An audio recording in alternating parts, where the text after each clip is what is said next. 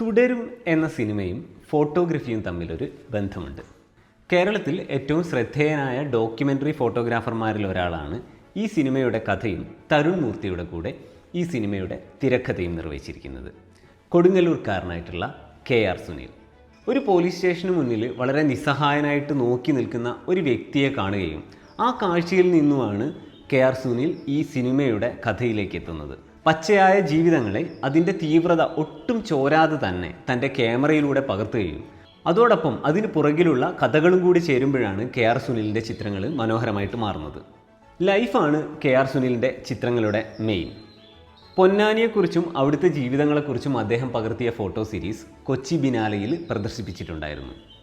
മട്ടാഞ്ചേരിയെക്കുറിച്ചുള്ള photo series, കടലെടുത്തുപോയ വീടുകളെക്കുറിച്ചുള്ള home എന്ന ഫോട്ടോ സീരീസ്, ഉരുവിൽ ജോലി ചെയ്തവരെക്കുറിച്ചും അവരുടെ കഥകളുമായിട്ട് വന്ന മഞ്ജുക്കാർ എന്ന ഫോട്ടോ സീരീസ്, ഏറ്റവും ഒടുവിലായിട്ട് വന്ന ചവിട്ടുനാടകം എന്ന ഫോട്ടോ സീരീസ്, ഇതൊക്കെ ഫോട്ടോഗ്രഫി മേഖലകളിൽ ഒരുപാട് ചർച്ച ചെയ്യപ്പെട്ട അദ്ദേഹത്തിൻ്റെ വർക്കുകളാണ്.